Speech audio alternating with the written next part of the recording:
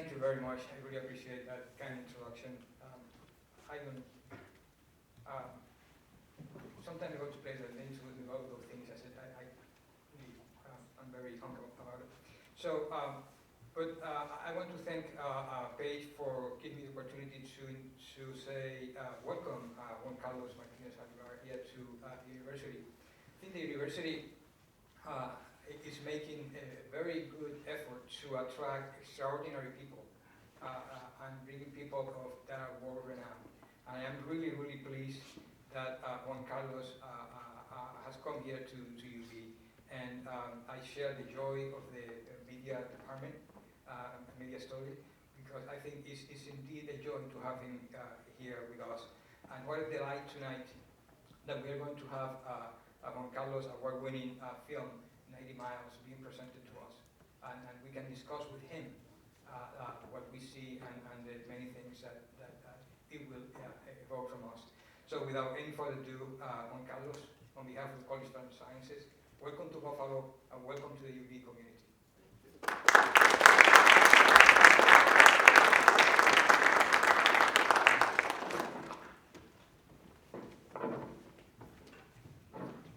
Hi everybody, I'm John Piege, and it is my great pleasure to introduce my friend and our new faculty member, Juan Carlos Zaldivar.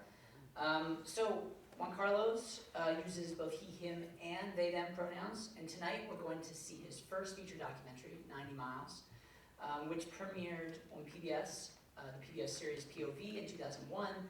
In this film, you're going to learn a lot about Juan Carlos and why and how he came here to the United States.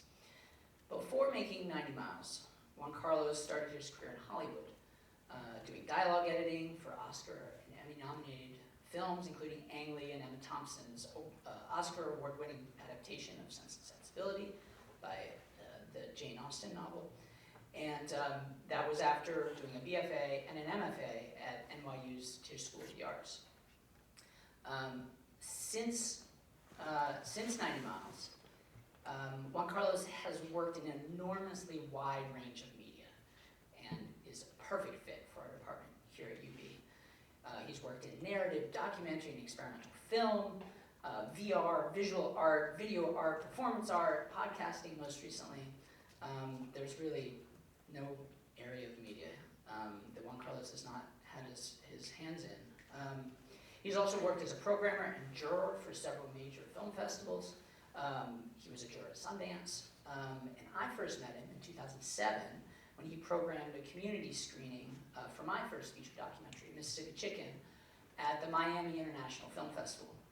And even in his work as a programmer, Juan Carlos is committed to the idea of building community and using art as a way to substantively engage important social issues. He brought me and my film far outside of South Beach in Miami, where the festival is based, to a community with many Latin American immigrants and children of immigrants with very similar backgrounds to the people depicted in my film. And to this day, that screening and panel discussion that Juan Carlos set up is the most powerful experience I've ever had at any festival screening any film. It was really, truly amazing the way he brought together people around these issues, around a work of art, around a film, and created something that was much greater than any one film or any one screening. And you can see this sentiment and commitment throughout his work, which is filled with complexity, nuance, and a deep and genuine sense of empathy. He's the kind of artist I think that we need more and more of in our society.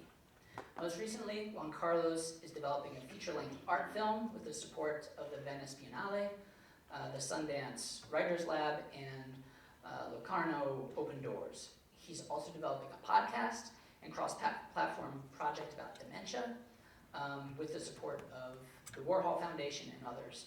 I can't wait to see all of these projects come to fruition, and we are super lucky to have Juan Carlos with us here in Buffalo, here at UB. And thank you all for joining us tonight. And join me in giving a big round of applause to Juan Carlos.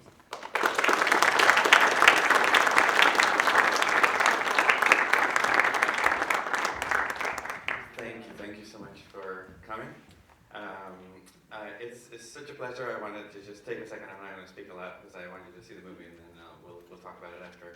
But I really wanted to say thank you to Paige and Louise and John and Alex, my chair, and the deans, and all of the faculty members, my colleagues who are here tonight, and the ones that couldn't come and wrote. I feel so lucky to be joining this team. I haven't seen the movie in a long time. When you make movies that take this long, you don't make that many in your lifetime. But I'm really looking forward to seeing it tonight again, and to think about, I'm personally working on a movie with my mother, so after years of saying I wasn't going to make another personal film, I'm doing it again. And so it will be a treat to see it with some distance. My father's no longer with us, but I know that he's here in spirit, and he would be super proud that I'm joining this team and that I'm part of this community, so thank you so much. So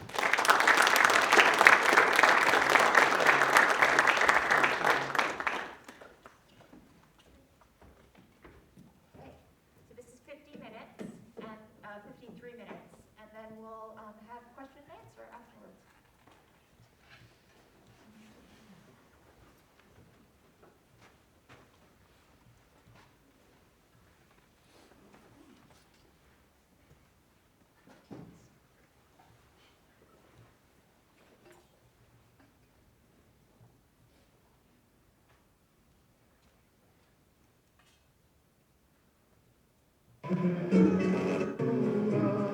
When I was a child, I thought I knew what the rest of my life was going to be. But then, something happened. Fueron abril y mayo meses que pasarán a la historia de nuestro país como los más impresionantes, combativos y definitorios de la vida política de nuestra nación. Ustedes conocen los hechos. La cuestión se desencadena a partir de las provocaciones en las embajadas de Perú y Venezuela.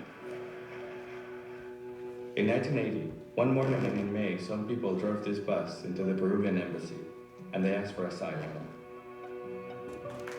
Within a week, there were thousands of people around the embassy building, all demanding political asylum. Fidel Miami, the Cuban community in exile, immediately started sending boats over to take over the states. People are being allowed to board their refugee passengers for the 90-mile passage.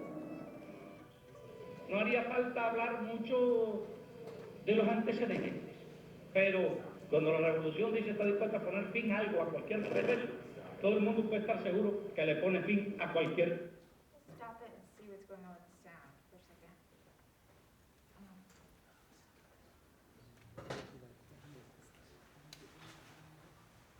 Well, it's clipping.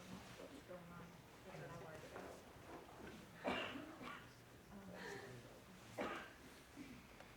Sorry. Of course, there would be technical difficulties. Try this one.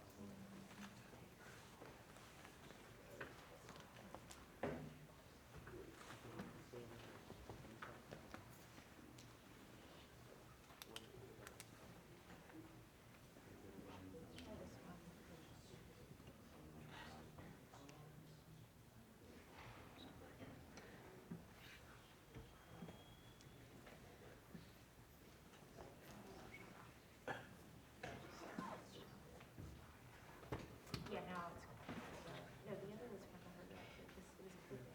So I'm using the old one. Using a lot more.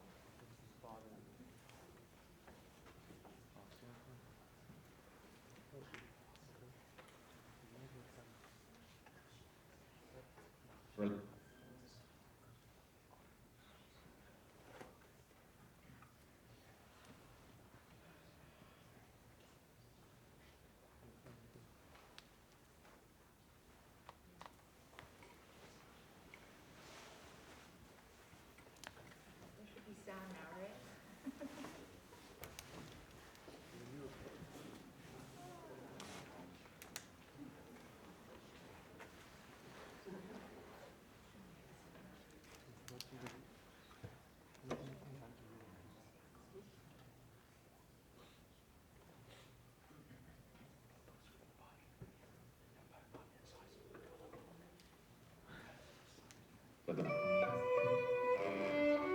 In Miami, The Cuban community in exile.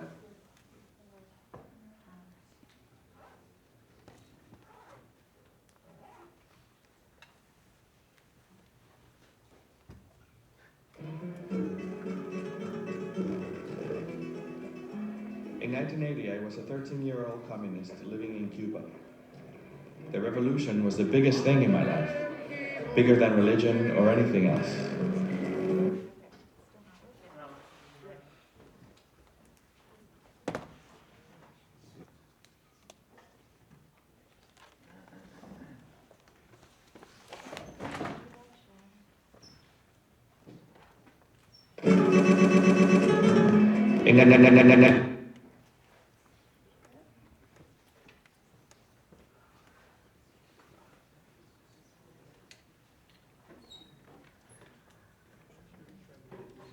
Yeah, let's try to keep it.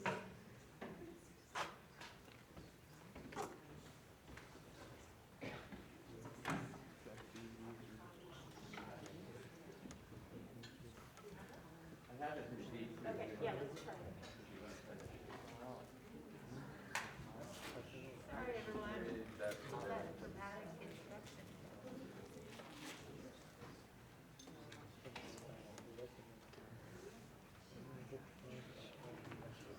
I know, yes. I think it would be fun if it did. Let's see it.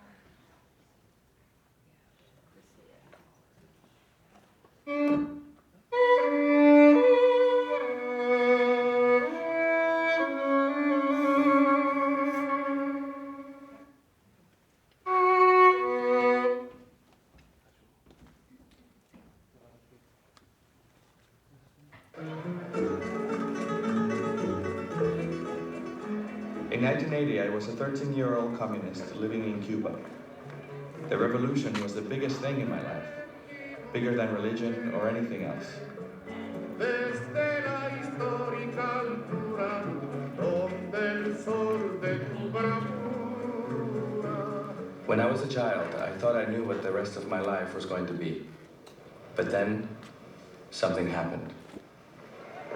Fueron abril y mayo meses que pasarán a la historia de nuestro país como los más impresionantes, combativos y definitorios de la vida política de nuestra nación. Ustedes conocen los hechos. La cuestión se desencadena a partir de las provocaciones en las embajadas de Perú y Venezuela. In 1980, one morning in May, some people drove this bus into the Peruvian embassy, and they asked for asylum. Within a week, there were thousands of people around the embassy building, all demanding political asylum.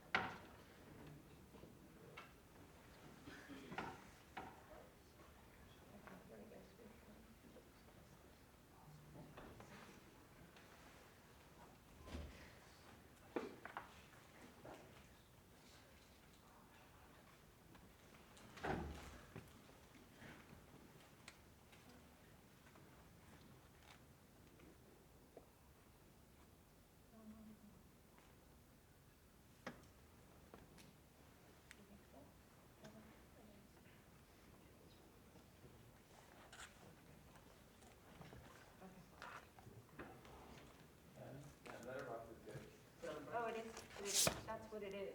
That's what it was. That was what it was. Okay.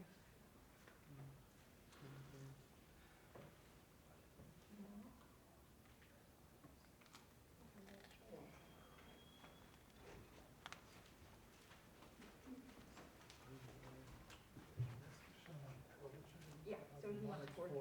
Yeah, so, so where is that? Okay. Thanks.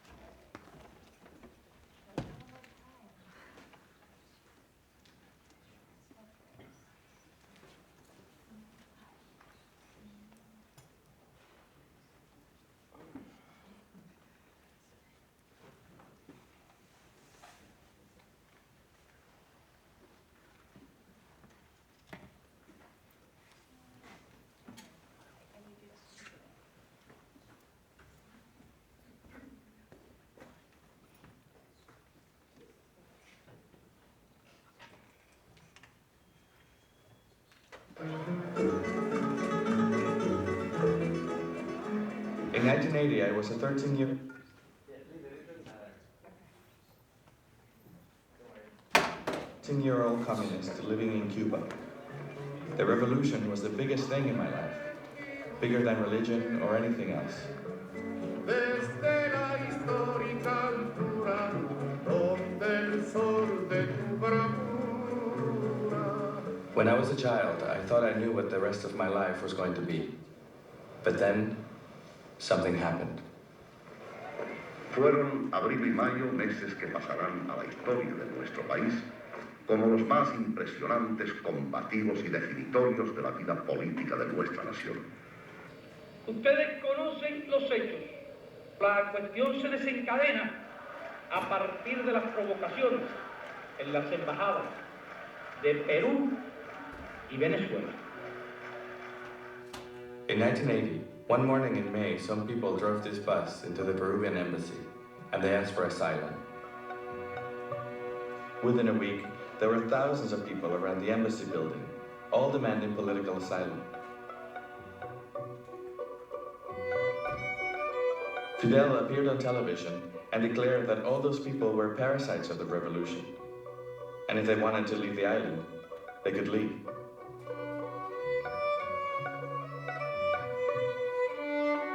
In Miami, the Cuban community in exile immediately started sending boats over to take their families to the United States. Over 200 tiny fiberglass boats left Key West to date. Most know they will wait with several thousand other boats in Mariel Bay for 2 weeks to a month before being allowed to board their refugee passengers for the 90-mile passage. No haría falta hablar mucho de los antecedentes, pero cuando la revolución dice está dispuesta a poner fin a algo, a cualquier precio, todo el mundo puede estar seguro que le pone fin a cualquier precio.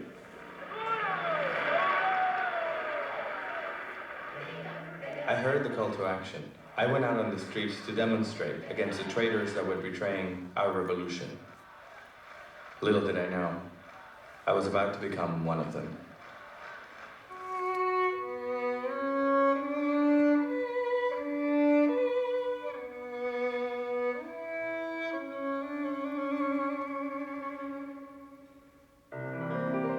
My family lived in Holguín, a city on the eastern part of Cuba about 10 hours from Havana by car. I grew up in a crowded 3-bedroom colonial house. I lived with my parents, my sisters, my paternal grandparents, and 2 aunts with their families. We were 12 in total.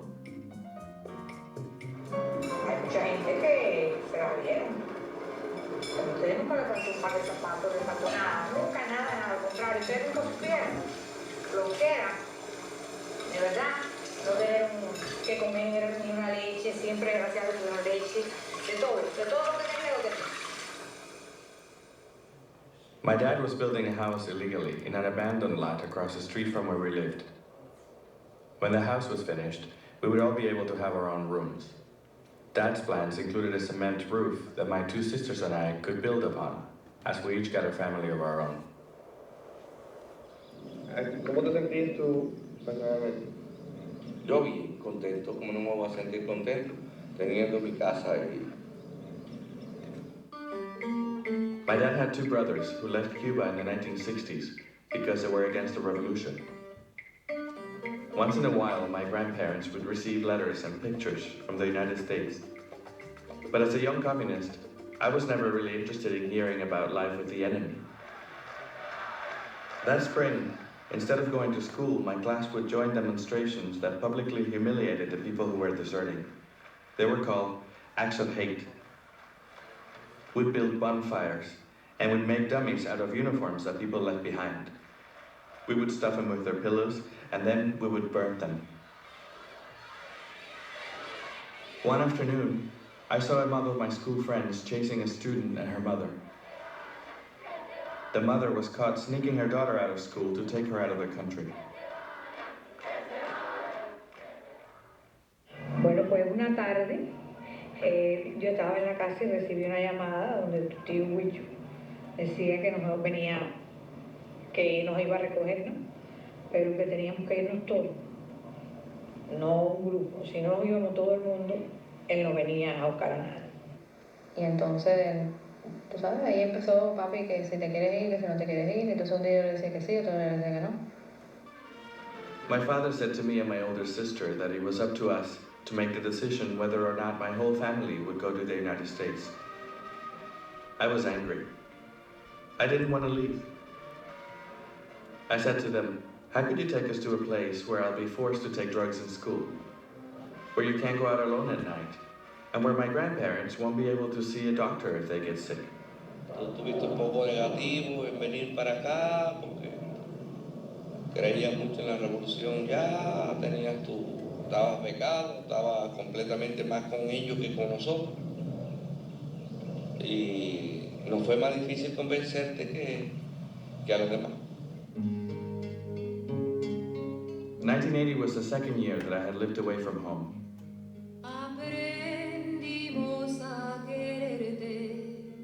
I had been given a scholarship to study film and television at a government boarding school for gifted kids.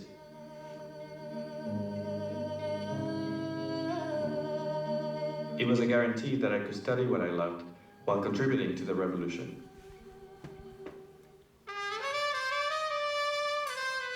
I cried straight through for 3 days. I didn't want to leave Cuba. I felt deceived. I didn't know whom to believe. And I was worried that if I refused to leave, I would be separated from my family.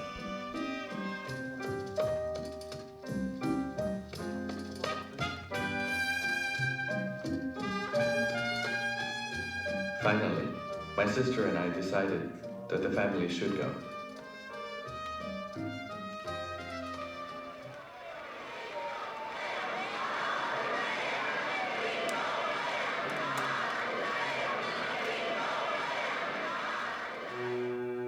The week of our departure, I was called on a school trip far away from my family. Y entonces imagínate, tú no estabas esperando, cruzando los dedos que te dejaran salir.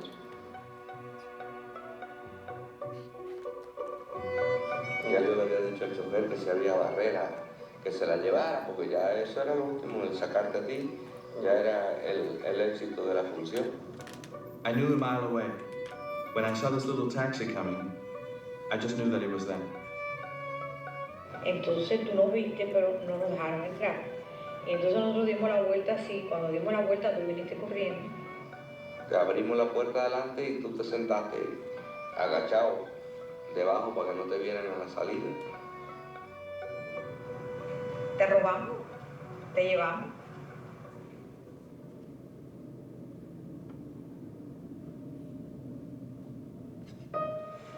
There were people everywhere. There was no room to walk on the hallways around. There were people on the roof, on the deck, in the machine room there were people. After a few hours at sea, I lost any sense of distance. Wherever I looked, I could only see the horizon. My father kissed me on the head and told me that everything would be fine. I didn't believe him. I looked up to see what he was really thinking, but the sun was so bright behind him that I couldn't see his face. By the hundreds, the abuelas, the grandmothers, the niños, the babies, the seekers and the hopeful arrived. No se me olvida nunca que mamá tuvimos que subirla gracias en silla de ruedas, la traje. Cuando yo la vi tan mala, yo dije, ay, María es durísima, Dios mío, que poco me va a durar. Yo pensé que me iba a durar poco en las condiciones que estaba. Y gracias a Dios nos reunimos toda la familia otra vez. When we were at the holding camp in Florida, one morning the Salvation Army came around with care packages. They told us to pick a new set of clothes and to turn in the ones that we were wearing. You had to give up all of your stuff. Somehow, I managed to keep 2 t-shirts. You wear that. This is the communist one. The pants, and the shirt that I was wearing.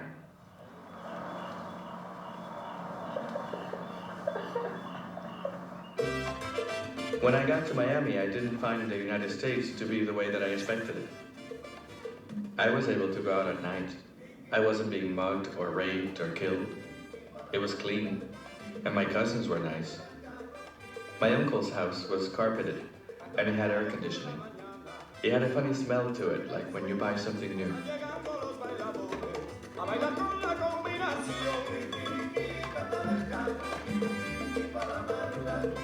After hearing about apples all my life, I found them to be the driest fruit that I had ever tasted. I remember going into a grocery store, and that was mind-boggling. You could buy whatever you wanted. You didn't have to have a coupon. There were no rations. You could buy all of it if you had the money. Me acuerdo que la primera vez que entré en una puerta en un Dixie se me abrió solo y me asusté.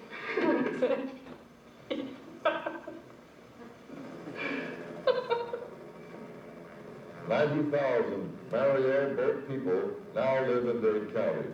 They are here to stay.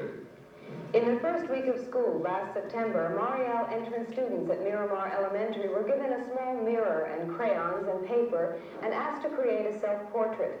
They were told to look in the mirror and draw what they saw. This is what they drew. We have a lot to learn about who they are, and so do they.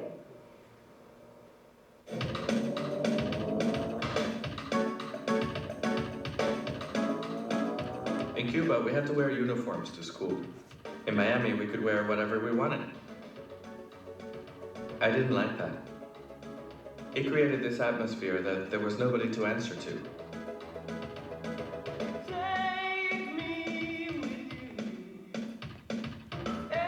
During the first 2 years, I was very outspoken. I was still spouting out communist slogans. I would lock myself in my bedroom for hours, and I would read letters from my friends in Cuba. Sometimes, I wish that we would have moved further away from Cuba. We're gonna go guerra, that means war. War against Castro. That's it. Is that what this is about? That's what it's about. All we need now is machine guns. What we need now is to fight. Let's fight for Cuba. Viva Cuba Libre! So I started to make horror movies. Making movies provided me with the perfect means of escape.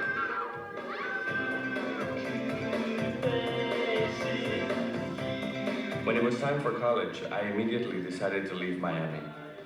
In New York, I gathered the courage to kiss another boy for the first time. I wanted to develop my own identity, and I couldn't do that in Miami. Life in Miami thrived on keeping things the way they used to be. My mother and my sisters were supportive, but I was worried about how my father would react to my attraction to another man. I was afraid that he would think that I had been lying to him all my life. His response surprised me. Es bueno que entre más temprano que tarde sabe las cosas y resolverlas. Y hay más tiempo. Hay más tiempo de madurar uno con el otro y el otro con el otro. Ya mucho. Y yo no. ¿Tú crees que no? Ah, entonces. Ah.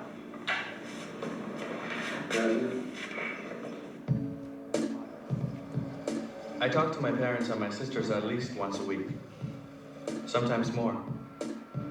They often tell me that they wish that I lived near them. When I tell them that I prefer living in New York, I'm afraid it might sound like they're not important enough.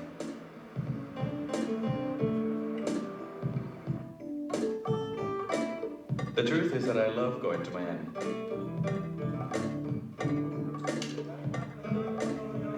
It is admirable to see how our Cuban influence is felt here. But the assimilation process has been difficult for everyone, and it has made our community very conservative, afraid of any further change.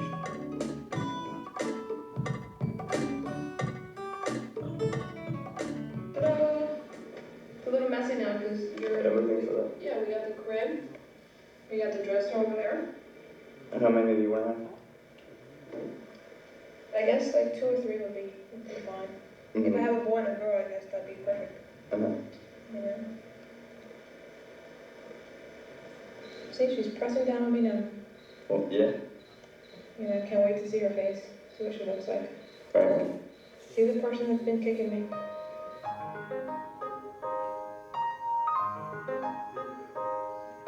When Taylor was born, she became the first member of my family that wasn't Cuban. Taylor. Yes, ay, no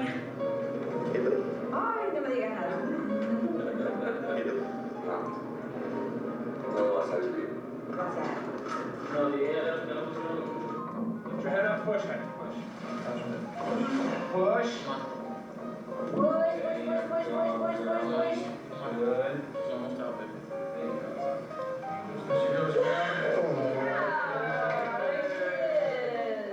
Hello, darling. Put your makeup on, see your dad, mom.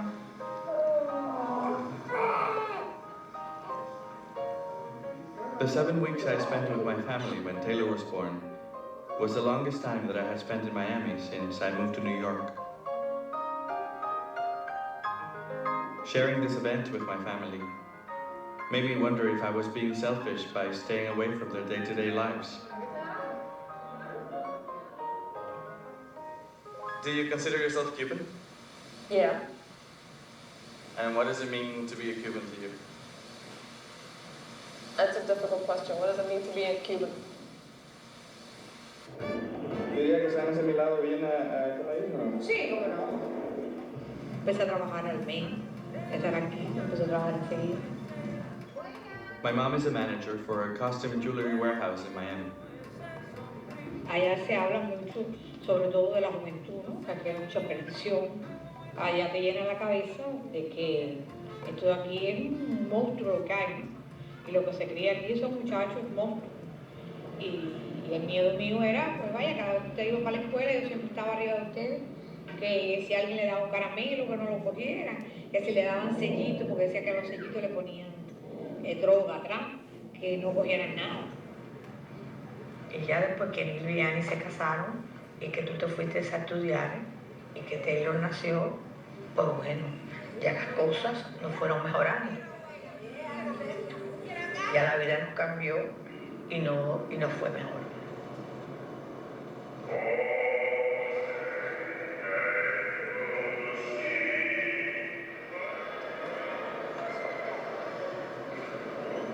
¿Qué fue lo que emocionó? Eso fue lo que más me emocionó. Ya el último juramento que me hizo el corazón así. Y se te hace como un nudo así en la garganta. ¿Y a ti? ¿Tú no te emocionas? ¿Cuándo te hiciste? ¿Tú te emocionaste? Yo no. ¿No? ¿No? Yo sí me emociono. Yo también. Es que él es distinto a todo el mundo. ¿Y papi cómo fue? ¿Te enamoraste de él? No, eso fue. Tu papá sí estaba enamorado de mí, pero yo no le hacía caso.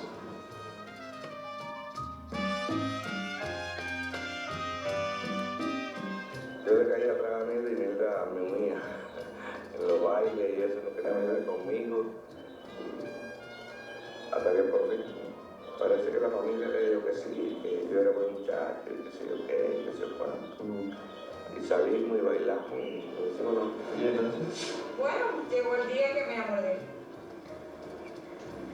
¿Ustedes hicieron planes juntos? ¿Qué tipo de planes tenían cuando se casaron? Bueno, imagínate, nosotros teníamos el plan de hacer nuestra casa, tener nuestra casa. ¿Qué ambiciones tenías para la familia cuando te casaste? Ilusiones, no, si las ilusiones se troncharon todas con la revolución. ¿Cuál fue la etapa más difícil que te puedes decir? ¿Cuál es la etapa más difícil? La etapa más difícil que estoy viviendo es ahora la menopausia inmediata. ¿Qué le pasa hoy? Ay, que está pesado. ¿Qué tiene? ¿Qué Nada, los años me lo ponen distinto, ya no es como antes. Ahora siempre está amargado, siempre está peleando. When I was 6, my father got into a fight with our next door neighbor because the man wasn't humane about killing his pigs. He would hit the pigs on the head and they would squeal for a long time. My little sister would get upset and she would hide under the bed. My father was very forceful whenever he argued. That day, I followed him home and I heard him sing my little sister to sleep in the rocking chair.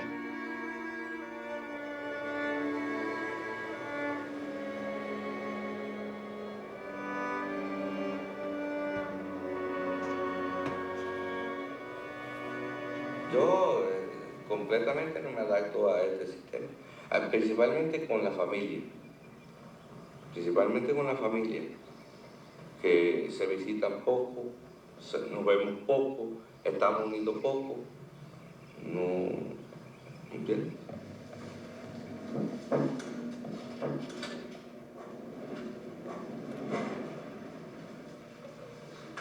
Ese es San Antonio. Que tenía mi papá. Back in Cuba, my dad was a manager. He distributed jewelry for the state and was in charge of our whole province. In Miami, Dad works as a salesman in a department store in Little Havana.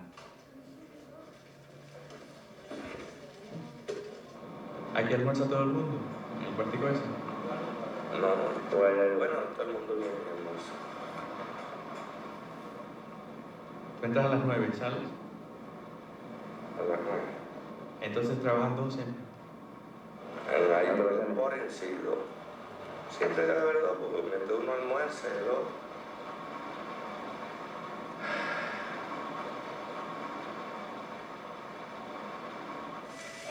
¿Qué número es el tuyo? WW. Dime tú. Clase pieza. Hola. ¿Cómo está?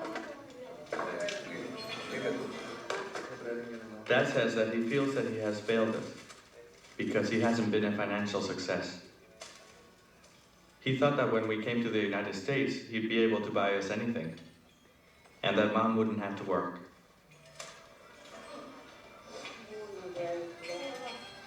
Yo nada más que necesito $50,000. Está bien. Pero fíjate, tú llegaste tarde porque por la mañana casi lo presté todo. Me quedaron 20. No puedes ir al banco otra vez a buscar dinero para resolver mi problema. Dad joined the socialist Cuban Revolution in 1959. He was hoping, like most people, that the overthrow of the Batista dictatorship would mean a better future for Cuba. Los últimos meses de Batista fueron muy malos. Ahí te mataban por gusto. En Holguín yo no sé cuánta gente mataron. En Holguín te aparecían todos los días 3, 4 muertos tirados en la calle. Fidel Castro took over in 1959 and denied that the Cuban Revolution was a communist endeavor until 1961. El proceso de cómo él se había adueñado el comunismo de Checoslovaquia. Eso era una caricatura. Era lo mismo, fíjate que yo cogía a tu papá se había hecho miliciano. Iba a marchar por los días con uniforme. Le dije, Pachuco, léete esto y déjate de bobería. Después ya se vio obligado a continuar. Él tenía que tener un trabajo y ya el trabajo era el gobierno. Ya estaba Fidel ahí y tú no podías alquilar a donde tú querías. Y además tenías que hacer un papel de la reforma urbana, a ver si te daban casa. Fueron del trabajo mío, pero como yo tenía medallas de santo y vieron cuadros de santo en la casa, pues no nos dieron nunca ni casa ni apartamento. Hasta que nos regalaron el solarcito ese y con esfuerzo de los amigos y de cosas fuimos haciendo las zapatas, echando material, consiguiendo un saco de cemento por aquí y por acá, hasta que levantamos un cuarto. Levanté un cuarto tan grande que vimos todo con todas las camas.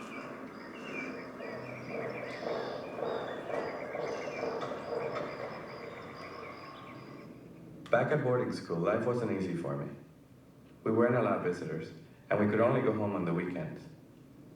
The highlight of my week was every Wednesday at 8, when my mother sneaked in. We used to meet off the main path that led to the school. I always showed up early, and my heart would race if I saw anything move on top of the hill. I would only be at ease when I saw her silhouette with the lights of the path behind her.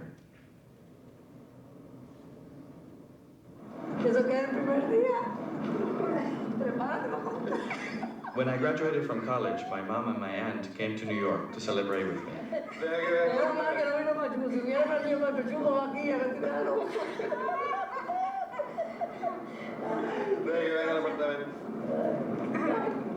Bonito ya está, preparándose con el arreglo. Sí, pero el baño está en la cocina y la cocina está en el comedor y el comedor está en la... ¿Qué, mi amor? Nosotros vamos 2 días.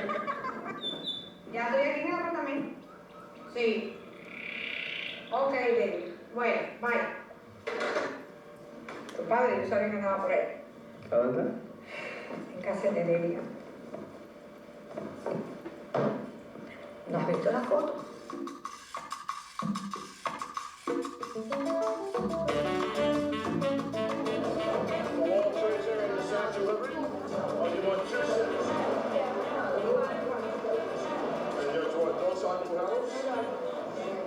Let's get you a couple brand new shiny pennies. Where are you from, man?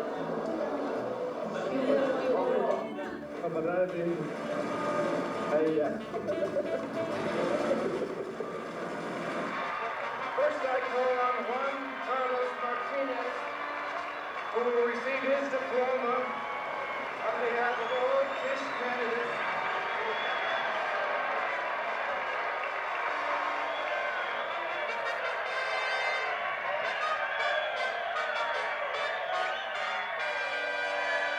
There's no reason for him not to have come out. And he keeps saying that it's because he can't take off of work. I'm sorry, you know. Why do you think? I only graduated once. I've worked my butt off to get a master's degree, and he could have come for 3 days, for 2 days, or whatever. Sometimes Dad tells me that I abandoned him when I was 11 and went away to boarding school. It bothers me because I remember having his approval, and I don't know what he means. It brings up our life in Cuba, and I feel like he's blaming me for his unhappiness. Después te becaste. Después que te becaste, muchas veces iba con más, yo no iba. Cuando íbamos, ¿qué? Hablábamos de la escuela, de esto, de tus libros, de tus notas, de que te hacía falta para llevarte. Pero nunca hablamos íntimamente de tus condiciones personales, ni de la... ¿Y tú eras la que siempre me iba a visitar? No, y tu papá también iba a veces. ¿De verdad? Sí, pero tu papá no se podía ir porque tenía que quedarse con Anika, ni era chiquita. Ajá. Y estaba nerviosa también, ¿no? Entonces yo era la que iba, siempre. Iba con otra mamá. Pero él iba también, cuando yo no podía ir, él iba.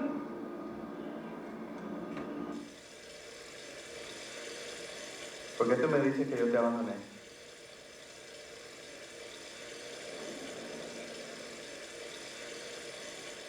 ¿Por qué tú siempre me dices que yo te dejé cuando eras chiquito?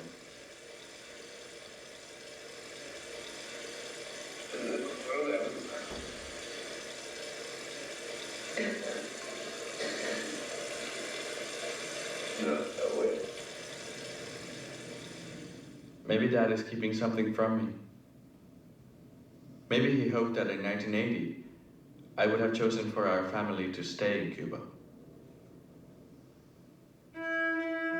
Maybe the cause of his depression is something that we left in Cuba. The thought of going back to Cuba frightened me. But after 18 years of seeing my dad unhappy, I thought it was worth the risk.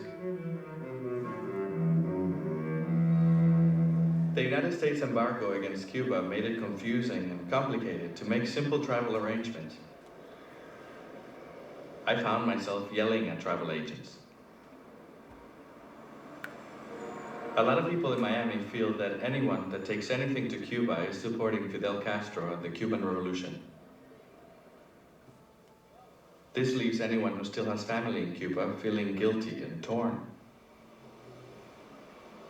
Bueno, yo pienso de ti que tienes que tener mucho cuidado. Porque allí tú no sabes cómo te van a tratar. Puede que te traten bien y puede que te traten mal. Tú no sabes hasta que tú no llegas allí. Then there was a question of safety. Would I be followed when I got to Cuba just because I was one of the parasites that left in the Mariel boat lift? Pues y no hay ninguna libertad, no hay abogado, no hay nadie que te pueda defender. Lo mismo ahora mismo Fidel puso una pena de muerte ayer por el bandolerismo, el asalto, el robo, la droga, todo lo que hay ahí. ¿Tú te crees que voy a estar tranquilo yo en un viaje de solitude? Aquí hacen ellos lo que ellos quieren. I have this picture in my mind that they're in the airport with a whole list of the people that left in 1980. You know, what's your name? Oh, you left in 1980. You know what I mean? That's something's gonna happen. This is my new passport. Look, can I show you the picture? I made sure that I had all the right papers for my trip to Cuba, and that everything was legal. I wanted to be protected. Ahí no se puede, es verdad que no se puede hablar nada, porque tú no sabes con quién habla. Yo lo comprendo y el terror. Yo quisiera ir a Cuba también, pero que no me atrevo por la vida. Yo te digo que con todo y todo yo diera algo por volver. Yo te lo porque Mami dice que ella está loca por ir. yo también.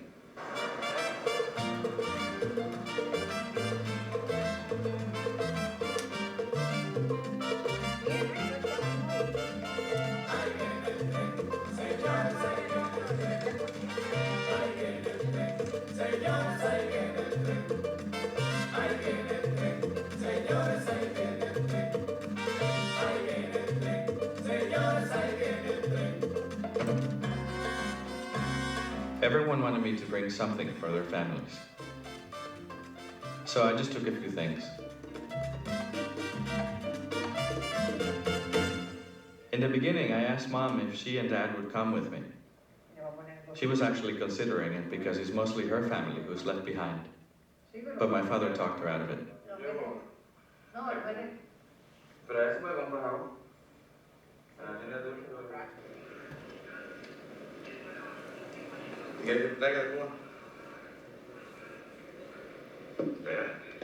Espero que ella no me pueda traer.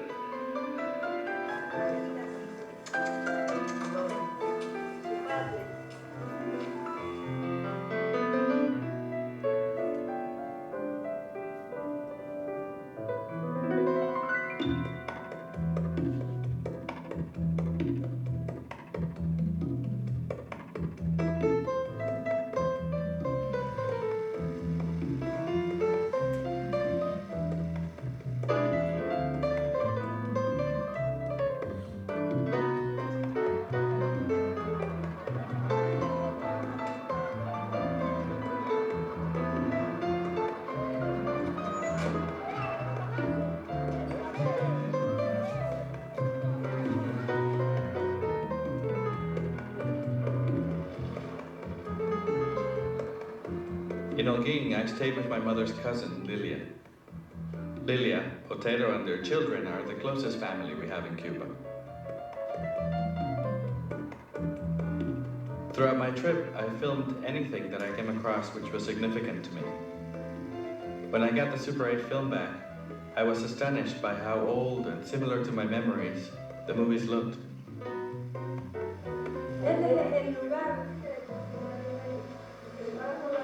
Yo creo que ese proyecto era de Cuba y eso, cuando se fueron lo dejaron acá. Oye, lo dejaron acá y entonces cuando esta gente se fueron lo dejaron aquí.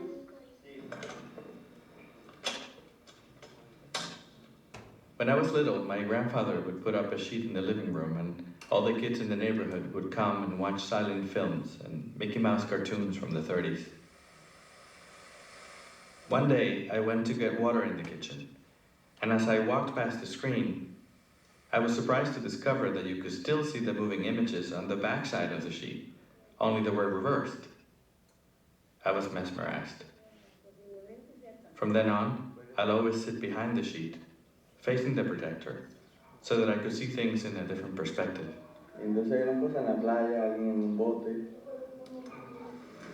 Lilia is my mom's first cousin. My mom was an only child, and Lilia was like her sister. La blusa era la camisa vieja de él. Eso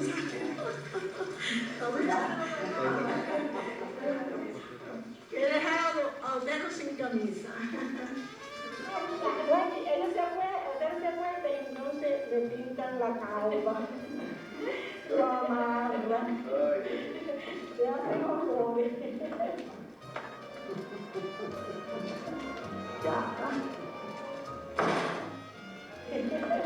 Nosotros aquí, felices y contentos. ¿Qué vamos a hacer? Resignarnos. Lilia and Otero's house is where my mom and dad got married. Most of our family gatherings took place in front of the Last Supper on the dining room wall. El día que ustedes se sueñan, Neil y yo fuimos al cementerio, llevamos flores. Yo le pregunté, ella dice, mami, no sé cuándo podemos. ¿Y papi? Eres una persona, vaya, que tiene personalidad. Él no está, Pacho, todavía tomas años libres. Un tipo chévere. Un tipo chévere.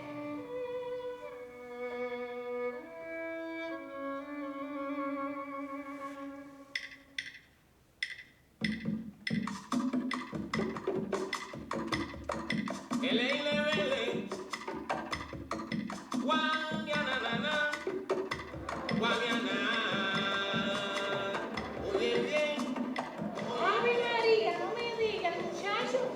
Ave María, muchachito chiquito, aquel tan grande. ¿Qué vas a hacer? Si no me dices, ¿a dónde te voy a conocer? Mira. Eso fue una zafra de luz. Era mi papá.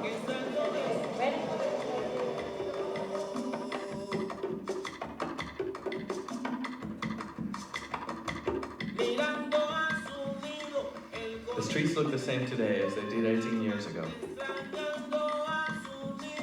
But the town seemed smaller, and I couldn't recognize everyone who remembered me. I was a familiar stranger, like we are in our dreams.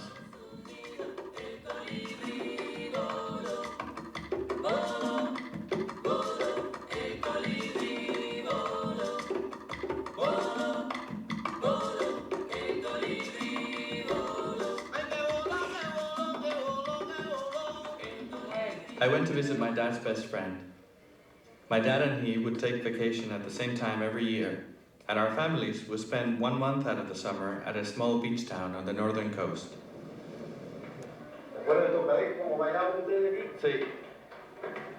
We used to have parties here. Mira, Pachuco, que cuando venga acá, que no tiene problema. Es que en esta casa cabemos todos. Mira, se lo enseña, dice, mira, todo esto lo hizo Iglesia. Allá con trabajo. Show my dad, he built all this Cuando himself. se camina. Que si Juan Carlos no me dejan ir, que se queda conmigo aquí. Me quedo aquí en el Palomar. Se queda aquí viviendo en el Palomar. Se vuelve loco para el Dice a Pacho que él no es capaz de imaginarse el día de la partida de él por la noche. Al otro día, cuando yo llegué, me dijeron, ¿es verdad? Digo, sí, es verdad. Anoche a las 2 y pico de la noche, se fue. Entonces de ahí pasaron para adentro para hacer un acto de repudio, que aquel no fue ningún acto de repudio. Que yo no creía en eso, que Pacho, como decían ellos, le fuera a hacer eso. Eso fue todo lo que se dijo, porque de ahí empezaron a enaltecerlo tanto que yo quisiera que tú hubieras visto aquello. Caletones had only 50 houses that lined a dirt road. As kids, we were free to run around the beach and the mangrove. We loved to fill bags with hermit crabs from the thousands that invaded the town to lay their eggs once a year. My dad's friend taught me that hermit crabs outgrow their shells and must crawl out and look for a bigger one. He told me that it was a dangerous move, because a crab without a shell becomes easy prey.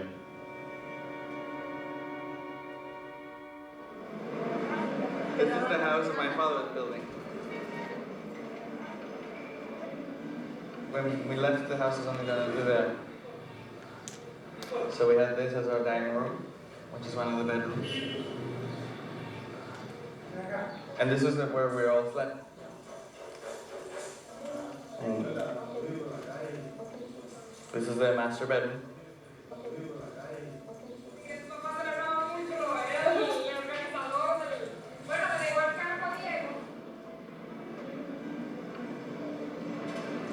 Gracias.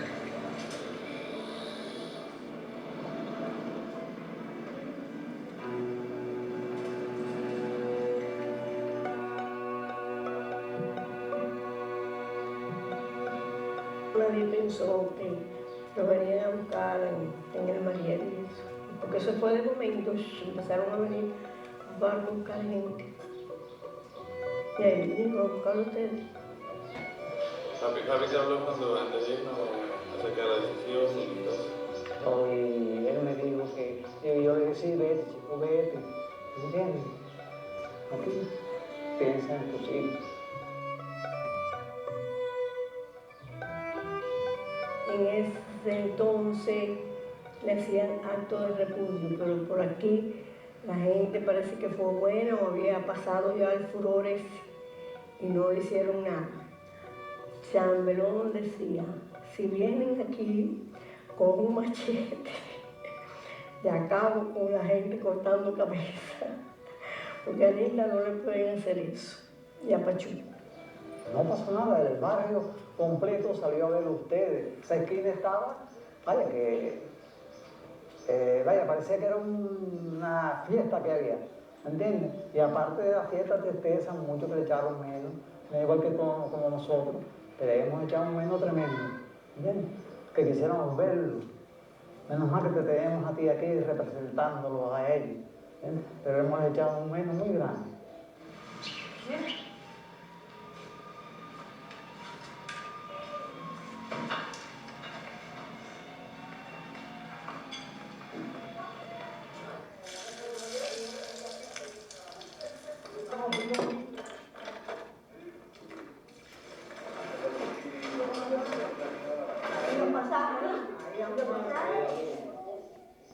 The morning I was supposed to leave Holguín, I lost my plane tickets.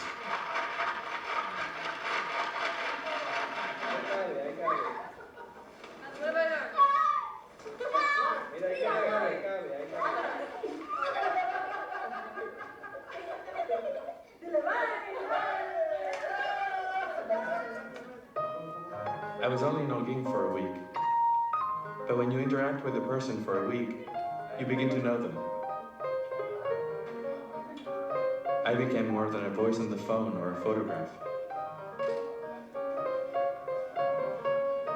We might never understand what we each have gone through in the last 18 years. But at least we were together again.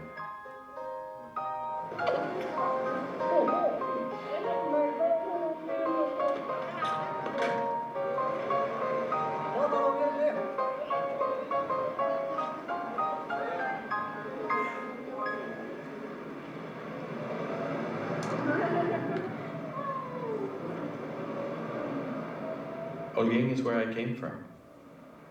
This was my home.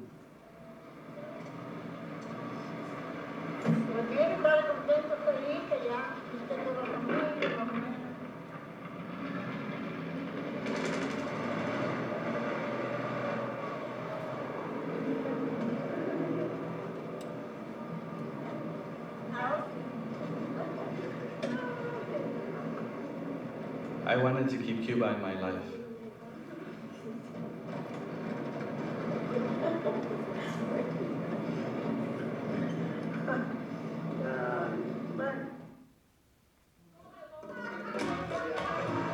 When I got back from Cuba, my sisters and I put together a photo album for my parents. I included old pictures that I brought back, which they hadn't seen in 18 years.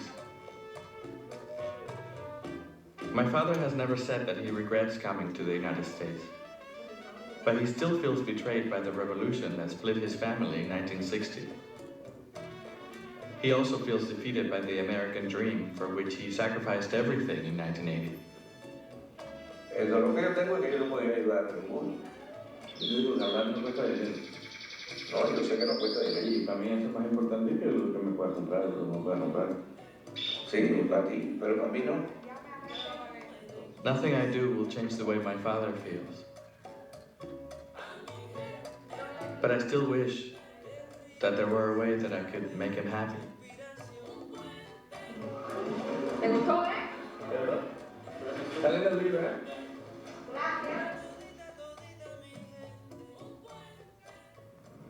The following year, I got invited to be a part of a program of short films at the Havana Film Festival in Cuba. I was very excited to be able to show my work in Cuba for the first time. Dad became very uneasy. He began to question the motives behind my first trip to Cuba. No sé, pero tampoco que tú pensaste con ese viaje a Cuba. Tú no me has dicho que tienes en mente, que si fue un recordatorio para ti, si tú pensabas que aquello era mentira, si tú pensabas que yo te estaba engañando, diciéndote lo que era aquello, y tú no tenías todavía la certeza de cómo era aquello, ni por qué tomamos la decisión de venir para acá. I was conflicted about going to Cuba as a professional, but I resented being put in a position to choose, and I couldn't be afraid to do what I loved the most.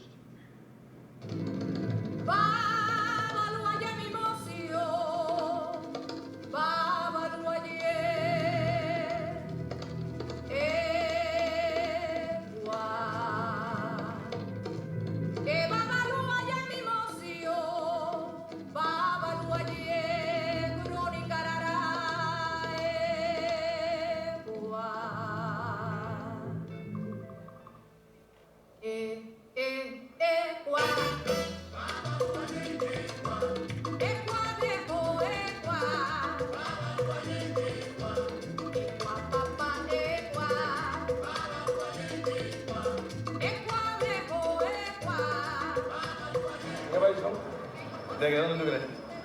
Costa Rica. De Costa Rica, no. Ecuador, Colombia. No. México. It really bothers me when people think that I'm Italian or Spanish or Colombian. I'm Cuban. I was born here.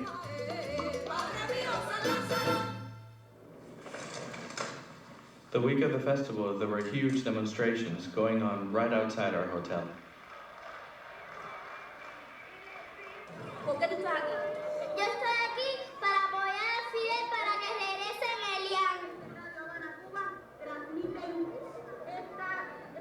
I was watching the protests from this little hill, and I remember being afraid that a crowd like this one would chase me if they found out that I was leaving Cuba.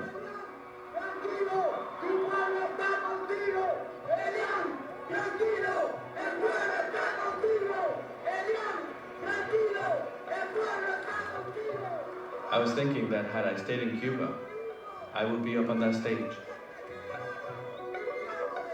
I remember how safe one feels in a crowd.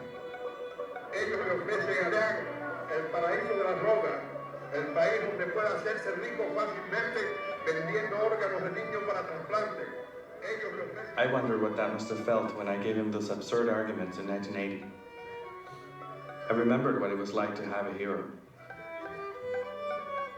I remember believing. That should have been enough. It broke my heart that 18 years later, I was being forced to choose again.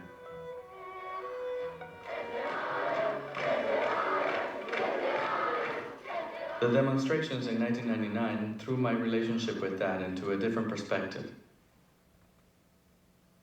My dad thought that raising me a communist would give me a better life in Cuba.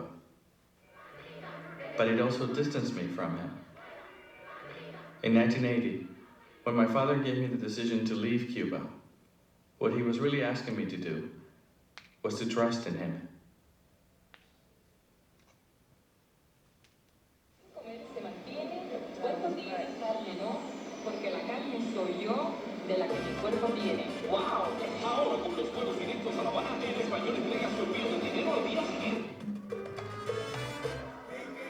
When I was growing up, I used to think that Santa Claus was Russian. If you ever put on a Santa suit, dance salsa, and eat lechon in the same hour, then you'll know what it's like to be a Cuban-American.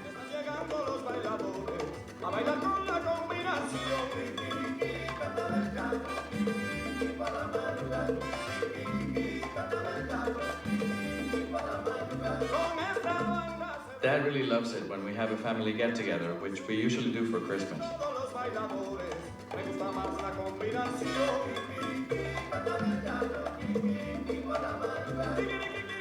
He loves seeing everybody together.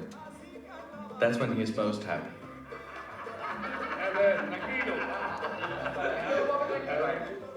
Yo espero que tú tengas éxito en tus ideas,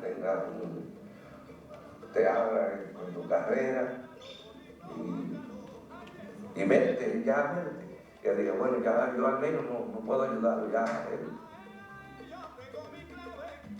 We're both trying to let go of the past.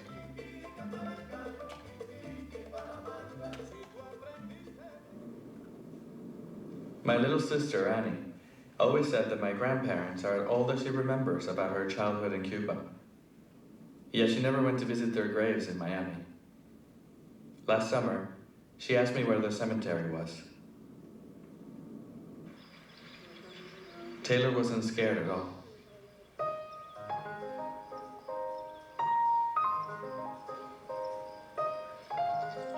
Cuando uno nace, pues el dicho que dice, tú sabes dónde nace, pero no dónde te va a morir.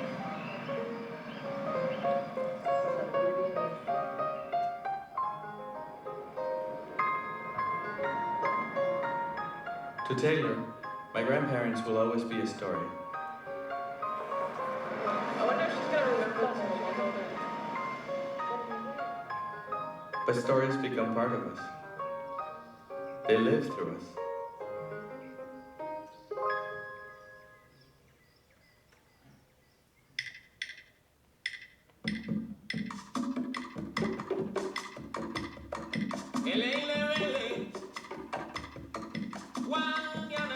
My father has been renting the same house since we came from Cuba.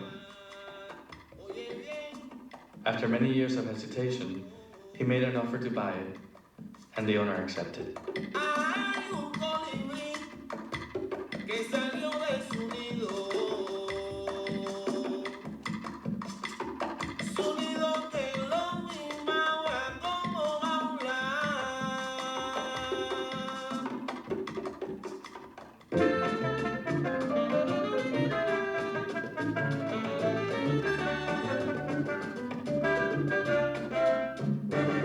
Poco a poco es que yo aprendo cómo bregar en mi nueva vida. Cambio es muy necesario en todas las partes de mi ser humano.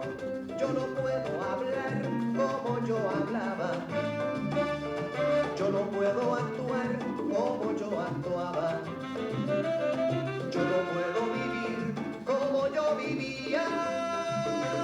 Sinceramente yo quiero echar pa'lante, recaer, yo no quiero más.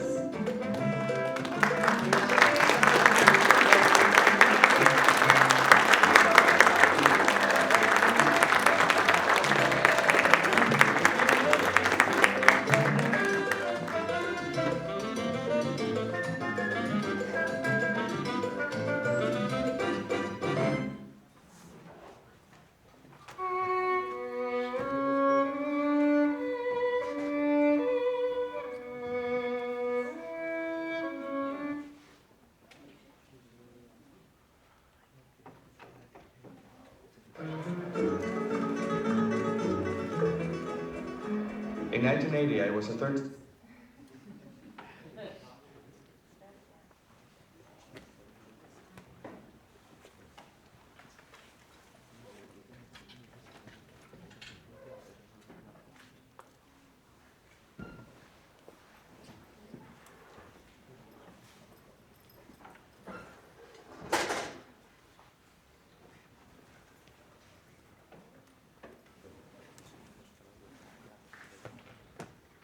So I have this is a microphone up here for people to ask questions, but if folks want to ask, thank you for that. It was wonderful to see. Thank you. Thank you. Andres, can you hear Juan Carlos? Andres? Yeah, okay, good. Great. So I'm going to just ask the first question while other people get ready to ask others, which is, you said this is the first time you've seen it. In a long time. So do you want to talk about what it was like to watch it? Well, I don't know, maybe, sure, I can. I have a lot of things going through my mind because, as I mentioned before, I'm working on another film, and so I can't help looking at this through all of the things I'm thinking now, you know. Some of the events in this movie are now 40 years old, and the movie was finished over so you can imagine that a whole lifetime has kind of happened since, and so many things happened. You know, both developments in my family and life in general, my experiences. And the film that I'm working on now, it's about my mom. I've been working the dementia journey with her for 7 years now. And so a lot of it is addressing this idea of memory, right, and an archive, and how does that sit with the way that we look at the world. And so obviously I've been, you know, looking at this tonight, sort of made me think about a lot of those things. But, you know, it's nice. I think it's still, I feel good about it still. I think it's, you know, sadly enough, it's still, so many things have changed, but so many things haven't changed when it comes to the US and Cuba. So the film is you know, sadly still relevant, you know, to the way the things are. And so in that way, I think that there's still a lot of work to be done, you know, and I think the film still shows in places and it's active, and that makes me happy. Questions? Yes. I thought it was especially interesting and pretty inappropriate that your father would put the responsibility of deciding whether the family would go to Cuba or not on you and your sister. In the film, it was a little bit jarring that it seemed as though you were a stark communist that would be totally opposed to that, and then you say that you ended up coming to the decision that the family would go to Cuba, even though it seemed as though you had sort of a career path set up for you already in Cuba. Was that sort of a selfless move that you thought it would be better for the family, even if it might be worse for you, or did you think that there were going to be other career opportunities for you in America? At that moment, I really, I think I had, I mean, it's the hardest decision anybody has to make, right, to leave the place where they live. And I think that's one of the things, that still is relevant about the film, because when we talk about immigration, we always talk about what happened after, but we don't talk about how difficult it is for somebody to make that decision to leave.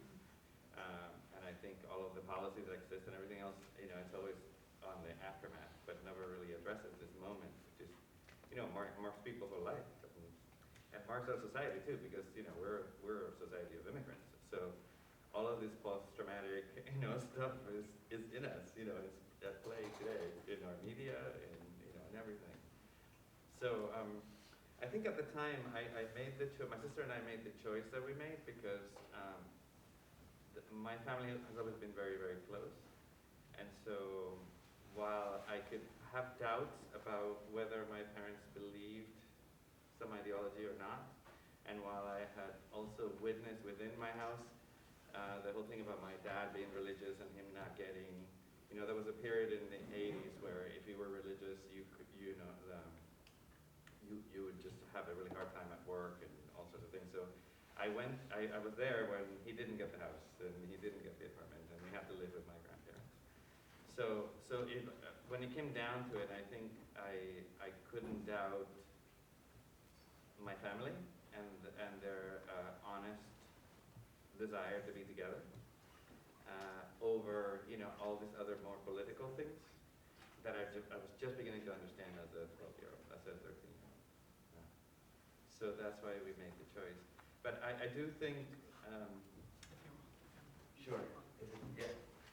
But I mean, you know, obviously that's the dramatic question, right, in the film, and I think part of me believes that my dad's depression also came from really having to deal with that for the rest of his life, right? That he did that. And even though he did it, I think with the best intentions, it was still a very difficult thing to do. And as you grow older and you go through life, then you realize that sometimes we make decisions that might be the best decision, but they're very difficult to make, you know. And some of them are quite extreme. You know, some people have to take their loved ones out of life support, you know, and I think those decisions are just, you know, are just hard, and you have to then, you're never going to undo the pain, right? You're going to have to just learn how to like incorporate that into your life in a way that's healthy. And so I think a lot of his ambivalence and sort of confusion came probably from that. But that's my guess. He never really told me straight out. Yeah. Thank you. Yeah, of course.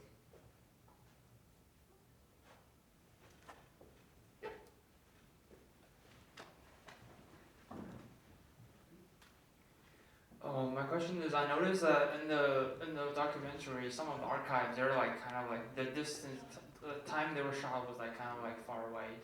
For example, the one like your mom and your aunt, they would pay you a visit when you graduate from. Is it from university or like NYU? Yeah, that was my undergrad. Yeah, so undergrad graduation celebration. So are those archives shot on purpose for like this kind of documentary, or you were looking through like the archives to find the appropriate to put it in the documentary? No, I shot for 8 years, so it was 8 years of shooting, and we didn't. I never set out to be a documentary filmmaker. Obviously, now that you know my story, you know more than you want to know.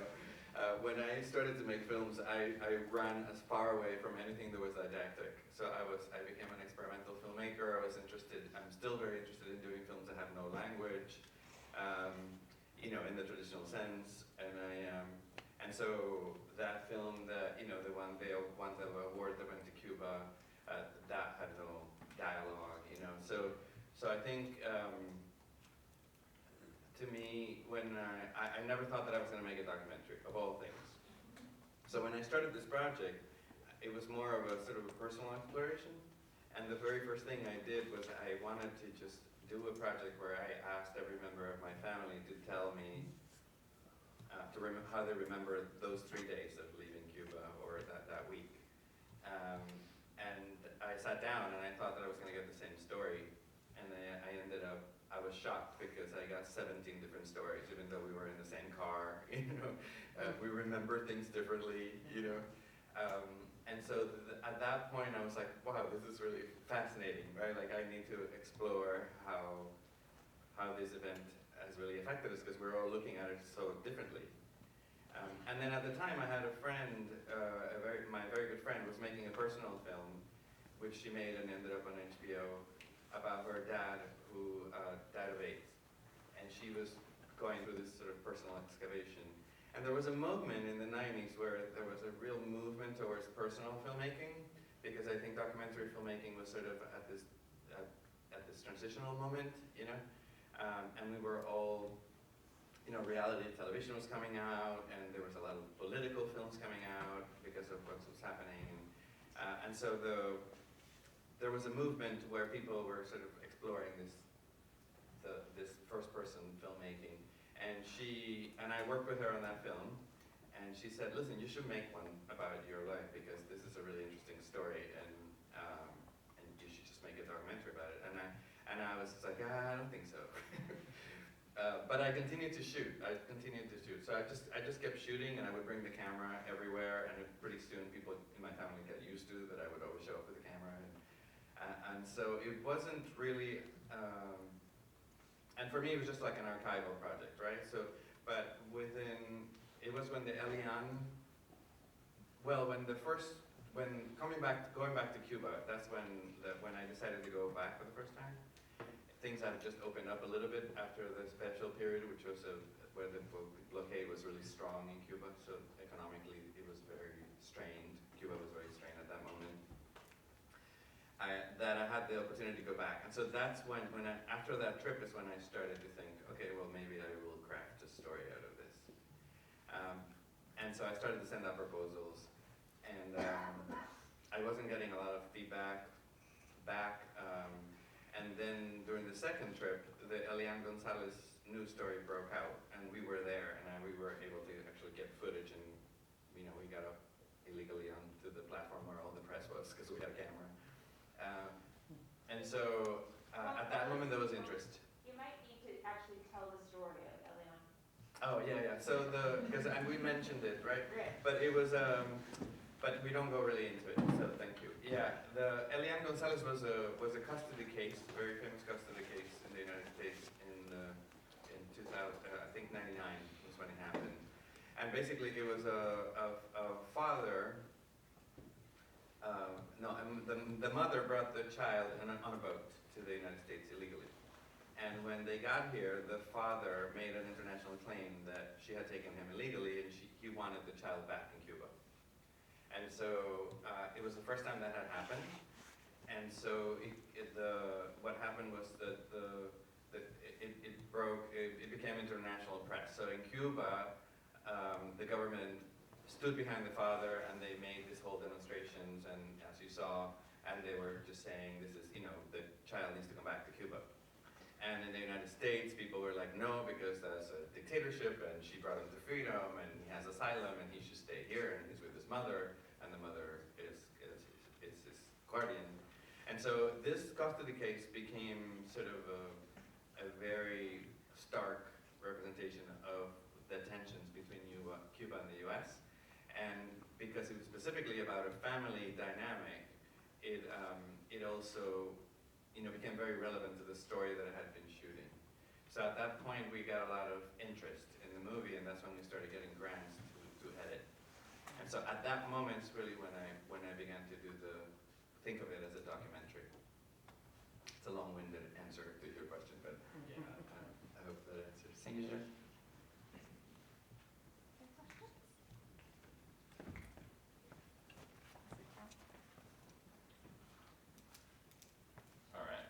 So you filmed for 8 years. It's a long time. I don't even feel like I've lived 8 years. So how did you know after all that time and all that filming that, how did you know that it was done? How did you know that you had enough footage to put this thing together and have it say what you wanted it to say? Yeah, I think what did it was that trip. I think being there when those the new demonstrations happened in '99, I had an epiphany. Like at that moment, I understood why I was doing this archival project, and I think that's when I first saw my dad's perspective.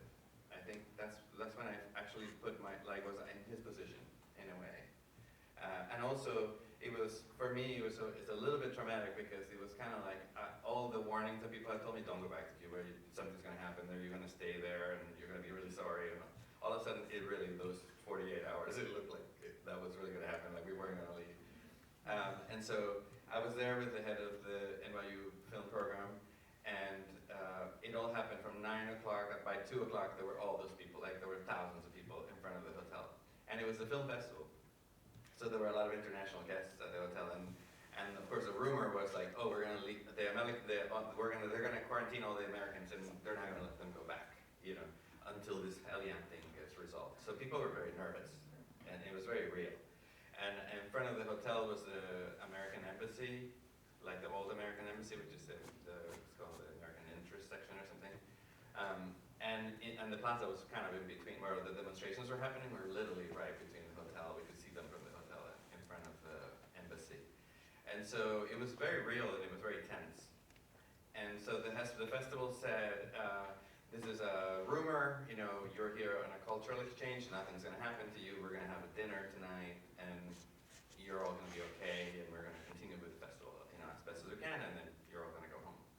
So don't believe that. And so that night I said, I'm not going to that dinner, because they're gonna close the door, we're gonna stay there. So I went with my friends in Havana to some underground theater company, and and I just stayed out all night, and then nothing happened, obviously, we were okay.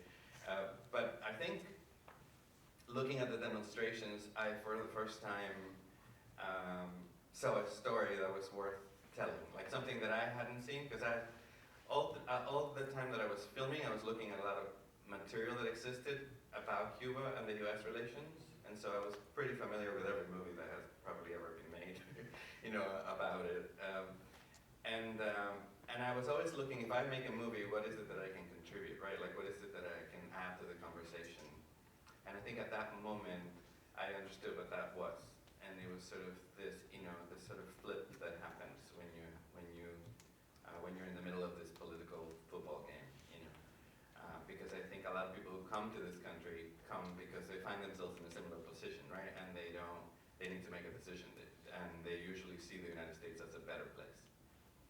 so I think at that moment is when I knew I had a story. Yeah. Yep. How did Ira Glass find out about you, and particularly before the film came out? Yeah, I think Ira Glass. Let me re-ask the question. So Ira Glass is hosting This American Life, which is super well-known radio program, particularly back then. It's like the radio program on NPR. And you were on in 1999, I think? I was on Ira Glass and This American Life 2000, I think. Oh, it was 2000, but it was before So it was the film after came the out. trip, yeah. Before the film came out, right? How did you find The film was already editing, like I think we were already doing festivals by the time when Ira Glass, because he is in the movie. He saw the movie and then he invited me on his show. Yeah. Oh, he saw it at a festival. I think it was through a festival, and it might have been through my producer, Nicole Betancourt, who was filming a lot of that footage in Cuba. She came with me, and she was the one who had just had her film on HBO, that got an Emmy Award, and that was a personal film. So I think it was through Nicole that he found the movie, and then he invited me on the show. Cool. Yeah. And it was a very tough interview, but it was a really good interview. He kind of really very quickly went right to the jugular and asked very difficult questions.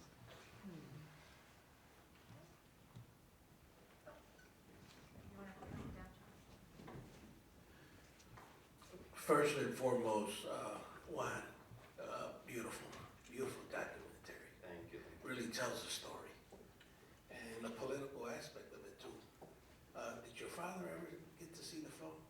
Yes, yeah. I was in constant communication with the family when I was editing. I wanted to make sure that everybody saw what I was constructing and that everybody was okay with it. My dad and I think he always supported what I did. So he was, since I was like this, he was always like, here's 50 cents, you look both ways, come back and check in with me or call me if you need to, but you're on your own. And so he always fostered my independence, and I don't think he would ever, even if he disagreed, he would never tell me not to do something. So I know that we didn't see eye to eye sometimes. Like I think he wanted me, and he was probably right that my life would have been a lot easier, and I would have gotten a lot further ahead if I sided with one side or the other.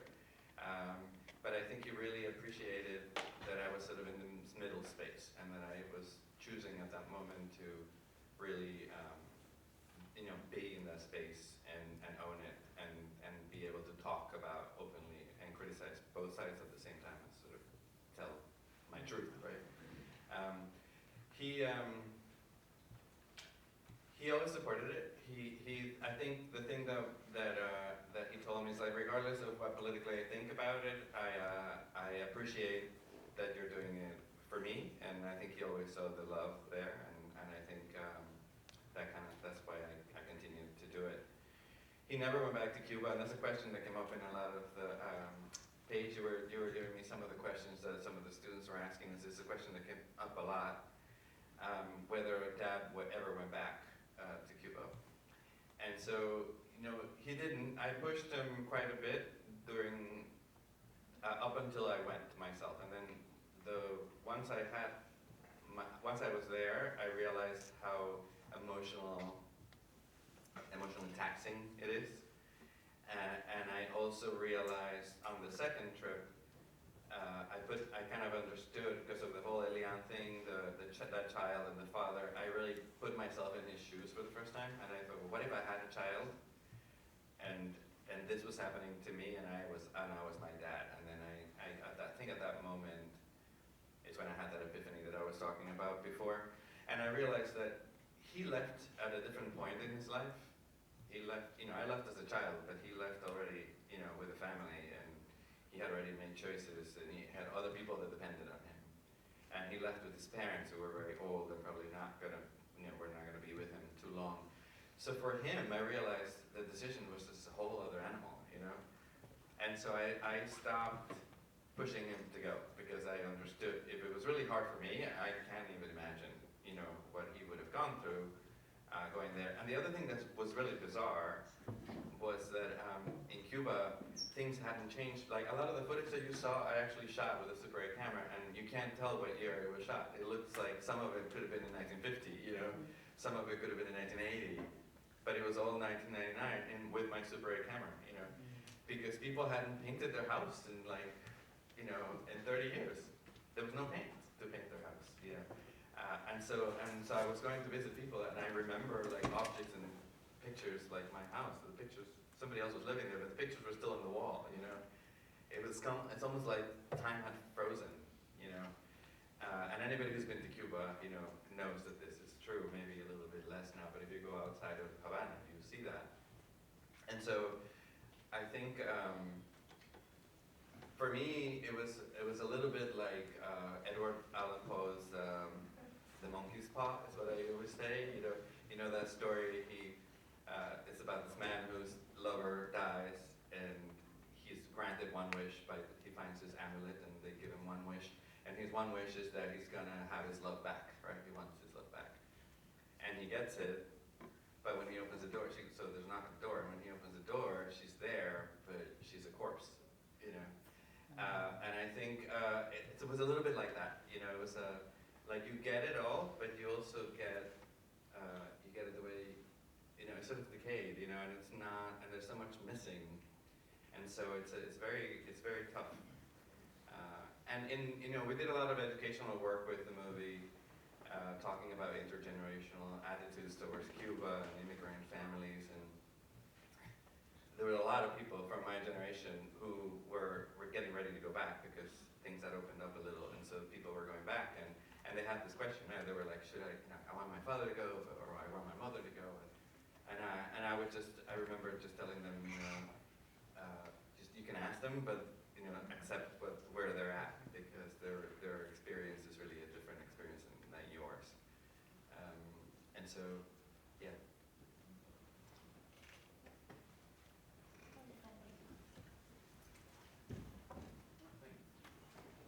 Hi. In the movie, when it came to the idea of the American dream, it mainly focused on your dad's relationship with it. And I was wondering if your mom had a different viewpoint on that and whether they achieved it or not, I guess? Yes, yeah. This is another question that came up a lot in the questions, and I think it's because, first of all, this idea of the American dream is sort of an abstract in a way, right? Like, what is that exactly? And for the most part, and you know, there's a lot of questions in the questions about has the American dream changed, right? Things have changed since that time. In the last 20 years, do we think of the American dream as a different thing? I mean, that's a collective question that we should all answer together, but I do think that nations in general,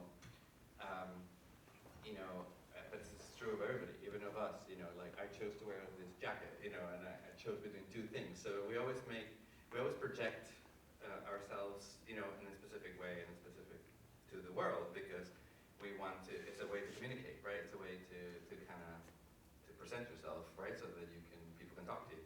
And I think countries do that. And as a nation, we keep exporting this idea of ourselves to the rest of the world. And in an age of globalization, I think most people would agree that it's sort of problematic, because we're just exporting the good side of us, right? But we hardly ever talk about sort of what the complexities of being an American and being in a place that's diverse, but you know, not really, and so on, right? And so I'm trying to figure out how to answer that question. I think my mom, as a woman, and as somebody who you know, got a job where she was a manager, right? And she was running a whole warehouse for a very successful company in Miami. Had a different experience. I think my dad, we all had our vision of where we want to be, and I think that's kind of our tragedy, because in the process we missed the moment. Like I was taking this meditation class, and the teacher gave us a meditation that said, hope kills possibility, which is just kind of very jarring, right? Because we think of hope as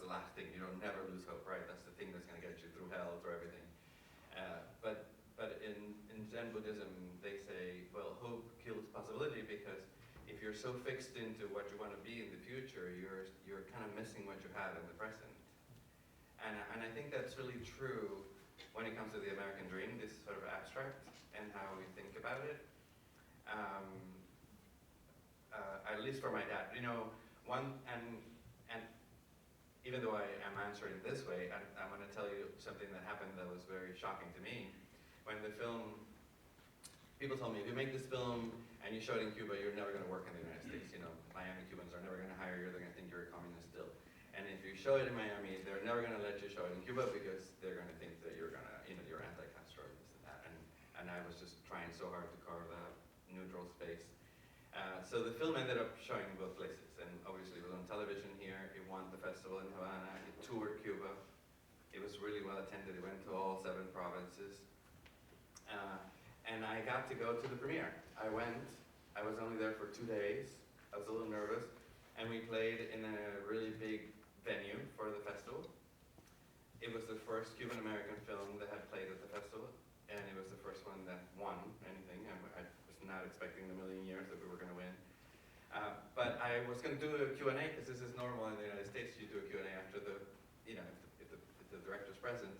So I wanted to do a Q&A, but after the screening, the lights went up and people started going. So I kind of had to go up and say, you know, oh, we're gonna talk, we're gonna have questions. And I went out, and and of course nobody asked questions because they were afraid to ask questions. And so it was a very short Q&A, and then I went to the lobby, and then everybody had questions in the lobby.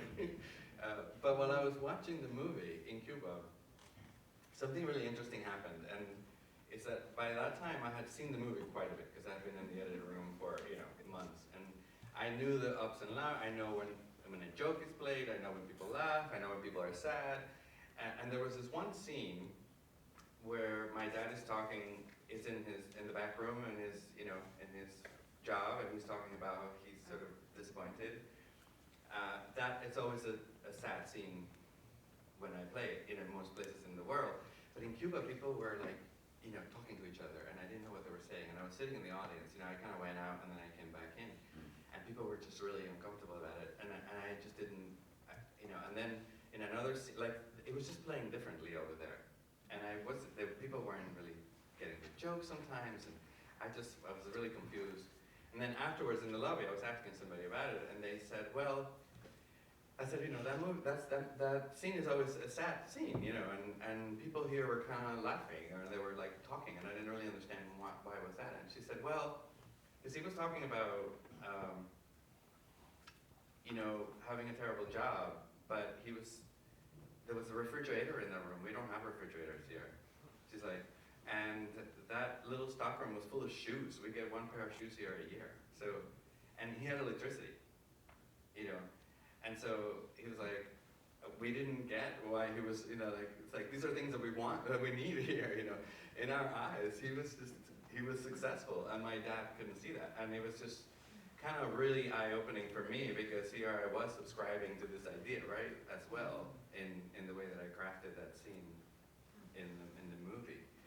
So it just goes to show you, you know, there's always 3 sides to everything, and I think that's true for the American dream too. We can't talk about it as an abstract. We always have to have this space where we analyze people's experiences and we give them the platform to talk about it. Another thing that came up was like whether people criticized me in making the film, and because of the work I was doing, yes, I was always in the line of fire. And in these panels, I always was in the front, and I sat in the middle, and the older people were to the right, and the young people were to the left. And usually the audience would get divided, and you'll have, like, you know, liberals to one side and conservatives on the other, and it would always get really heated up. But one of the things that I found that I figured out pretty soon was that the people who were most angry and would sort of lash out at me or at the movie were usually people who had very traumatic stories that had never been told. And so the way that I would diffuse them, if somebody got up and started ranting, you know, telling me things, I would say, well, it sounds like you're really upset. Could you just take a second and tell us, you know, what's your story? And you know, over and over, there were people who had just gone through this really traumatic exit, you know, through Cuba, and a lot of them were of an older generation, which we think as being really conservative. And so when you begin to understand that position, then you can have a conversation, because otherwise if I see them as the conservatives, you know, then I can never, there's always going to be a friction, and we can never really have a dialogue. So you know, that's kind of how I got around it, but I think we still talk about the American dream as sort of this, you know, blanket idea, and it's very complex. You know, it really depends where you come from, it depends where you end up, it depends who you are. You know, for my mom, she had a different experience, you know, than my dad did. And she's also a different personality. You know, my dad, I think, was also probably clinically depressed all his life and never got diagnosed. You know, my mom isn't. And so those are two different lenses, you know, that are looking at the world in different ways. Yep. Firstly, I'd like to say, amazing film. On behalf of everyone who appreciates history, appreciates the truth, people who have Cuban family or are immigrants from Cuba, I'm sure this is a gem for them. So thank you. Thank you. I have two questions, but you can answer them as shortly as possible if we don't have time. My first question is that I realized that there was a transitional period in the character development of you and maybe your father, where you were in a victim mindset. And later when you maybe changed the environment, saw the truth, then maybe you realize that it isn't that bad, you're not a victim. When you watch the film today, how do you reflect on that? Secondly, and this is a more technical question, I'm sorry, I'm kind of trembling a bit in front of everyone here. You shot for 8 years. Tapes, that generation. And I can only imagine what you went through to make this film. People in our generation shoot a 2-hour documentary and we already struggle how to cut this down to like a 10-minute thing. Right.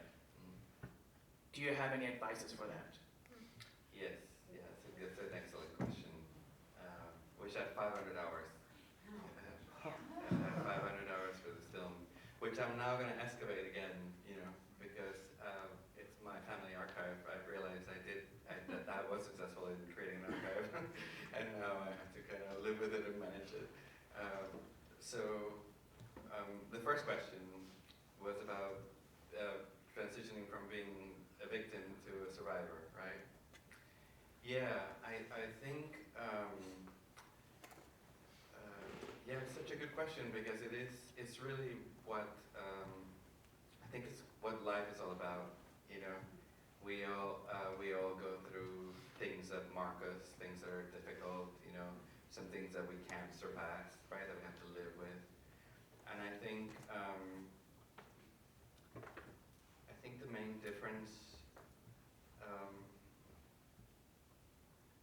is, I had an answer, but now I've changed my mind. Because I think what's missing is agency between the two things. I think is, you need to, I think the way to transition is to find agency, so that you don't, because I think you're a victim if you have no choice, right? Something happens to you and you don't have the choice to get out of it, you have the choice to defend yourself, you can't, then you're going to feel victimized for the rest of your life, and obviously that yields a lot of emotions that are not productive, and they're not going to keep you in the same place. And so I think the most important thing is to find agency. In my case, I found the agency through making the film, you know, because that's what I love, and so I found that that's kind of how I could work this idea through, and the camera in many ways was sort of a shield, right? Because I could ask these questions for the film, you know? And it made it a little easier to ask them than if I was just sitting down with my dad and asking these very personal, probing questions. And so I think he created a platform for all of us to sort of play around and have that conversation. But I think in general, that's the way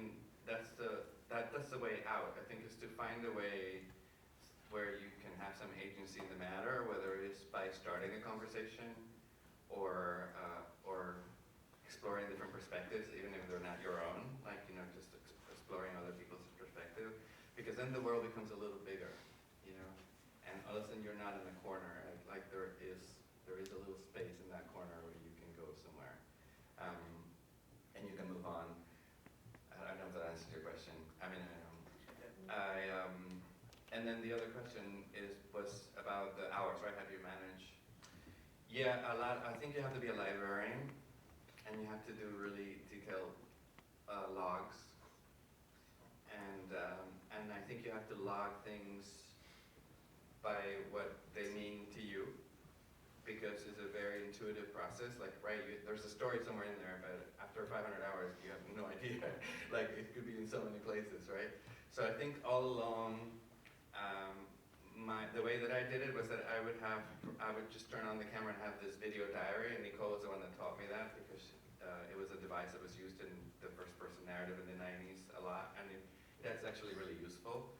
So I think having some sort of diary that is video allows you to see that certain ideas are always going to come to the foreground, and I think I held on to those ideas in the way that I looked at the footage, right? So I was always kind of giving those priority. And they might change over time if you shoot for a long period, like I did, you know.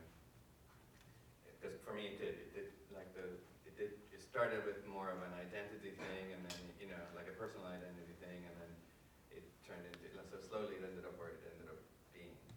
But I think that helped me manage the amount of material, because it was very obvious. I mean, you might want to log things for organizational purposes, but you're always going to you kind of have your asterisks, right, of things that were really important to you.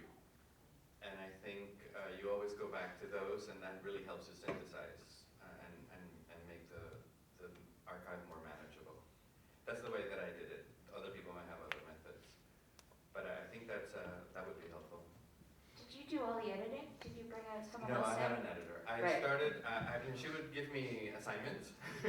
Like, she would be like, you know, okay, you cut this first and then you give it to me, but, you know, because I was kind of working personal things as I was going through. And also because, like I was saying before, I didn't think of myself as a documentarian, and I felt like the world of responsibility on my shoulders. It was just so difficult for me to edit, because I just kept thinking, I mean, I remember shooting, like, I remember showing one of the early rough cuts. Somebody asked a question and she said, yeah, I have a question about the crying lady in Cuba. And I was just like, my aunt is the strongest woman that I have ever met, and I never saw her cry until that interview. And I was just like, oh my God, what have I done to my aunt? Like, forever people are gonna think of her as the crying lady. And that's just not who she is, you know? So that's just an example of how, like, I was walking on broken glass all the time, right? Because you just have this responsibility of how you portray people within your story, that it's not, you know, the movie's not about her. If it was a movie, you know, if it was an hour about her, then maybe you would learn. But she now, it's been distilled to this thing that it's not justice to who she is. And so that was my sort of cross to bear. Like, I always had to sort of drag that around and come to peace with it and move it around. So I had an editor. I had an editor who I'm still super close with today, and she was just amazing. And then I also had an amazing producer who's my best friend today. That's like my sister that I already have. And so they were amazing bouncing boards, you know, because they knew me personally, but also because they were both filmmakers, and they could make tough decisions or force me to make tough decisions in some cases. Yeah, it's very important to have an editor if you're making a personal film. Well, and also with 500 hours of footage. Yes, yeah. And we had 3 assistants at the beginning, you know, logging everything. Why don't we take one more question? There's one over here, and there's one over there. So we'll take 2 more questions. Yeah. How did you go about, you know, going back to Cuba? That's already like a very sensitive moment in itself, and then asking your family, like in that moment you're seeing them again, to put them in a documentary and do things like that. Like, I have plans to do something like that with my family. So. I just talked through them beforehand, so I didn't just show up with a camera. I called them before, and I told them that I was making a movie and were they okay with it, and they said yes. And then I also show them, you know, rough cuts and things. And my aunt did tell me, oh, you showed me crying. You know, like, thanks a lot. But I think she understood. Like, we had a conversation about it, and I think she understood, and she was okay eventually with it. So you just have to be, you know, if you have access, if it's your family and you have access to it, you have to. It's really, this is my love-hate relationship with documentary filmmaking, because you are constructing a narrative. And your hope is that the narrative will be as close or as nuanced as you can, you know, to the truth. But you have to all understand that there's always going to be many truths, right? And so you just have to dance that dance, you know. And the best way you can do it is just be as communicative as you can if you have access to your contributors. Yeah. Last question, please. Someone else over here? Okay.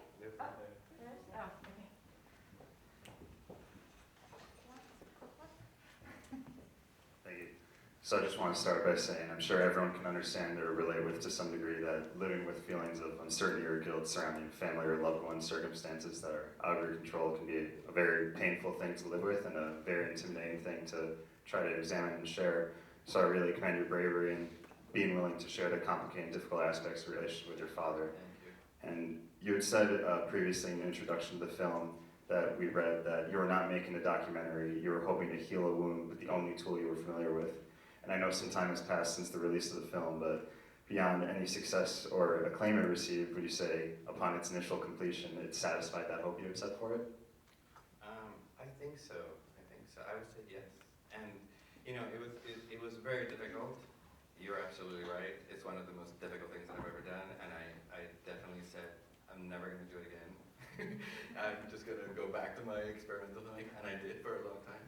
But I kept getting drawn into documentary producing, so I ended up doing things for other people, and I do enjoy how films live in the world. Like John was saying, I just get a lot of joy after what happens after you make the film, because it's so, to me, making the film is so not pleasant that I really, you know, look forward to like that it's going to have some sort of positive impact in the world, and that part is very satisfying, you know.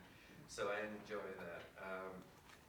But I think in this case, because it was a personal journey, I think it definitely. I think I just breached so many conversations that they wouldn't have happened or would have taken so much longer. You know, that I'm really grateful to have done it, and so much so that I've just decided, you know, in the last 2 years that I'm gonna do it again with my mom, and so. You know, I'm looking forward to the process. It's already started, and it is very difficult. It is painful, and you know, with hers it's in a different way, because in a way it's about sort of losing. You know, this was about gaining sort of crafting an identity, or sort of you know, going through your arguments by making a film. But this next one, I think it's more about like sort of deconstructing that idea, because I think we create these narratives about ourselves that we go through the world, and we create our identity and our value system based on those things. And when you lose your memories, when you can no longer, you know, have your rational brain working, you have to learn to exist with someone in a very different space. And it's very, very painful, because we're not trained to do it at all. We don't, you know, there's millions of things about the rational mind, but there's like zero about the intuitive mind, and we don't value it, right? We think it's esoteric and stupid, and we can't measure it. You know, we don't have data or medical data about it, so we don't. And so it's a different journey. So it's going to be it's already a very difficult journey, but it's I've learned so much already just in the 2 years that I've been shooting with her, and personally in terms of how I relate to the world and what I value, that I think is going to be worth it. And so I definitely would encourage people. And also one last thing in terms of, you know, my love-hate that I was mentioning with documentary. I think part of it is because I I always see the different lenses. That's something that I've just always seen since I was little. And so for me, it's been very hard to make, you know, things that are objective, even though I really think that's what we need in the world. So the thing that I will leave you with is that the way that I came to my allowance to make it is that sometimes in being completely subjective, if you're honest, you can be as objective as you can possibly hope. Because the one thing that you know is your experience, right? So the best thing that you can do is share that and have people see themselves through it, as opposed to trying to be objective and show all the sides that you don't really subscribe to. So in that sense, yeah, I'm gonna do it again. Thank you. Thank you.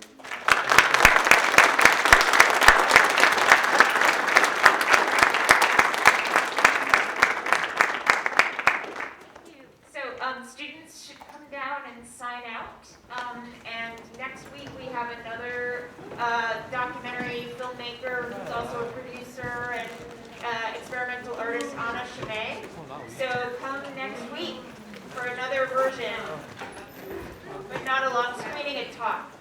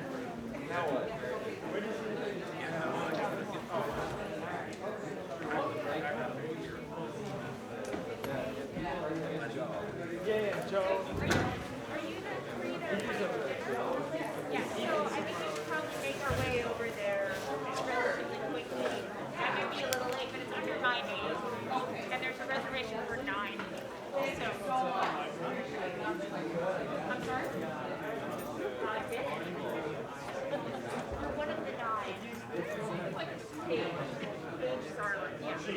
Yeah.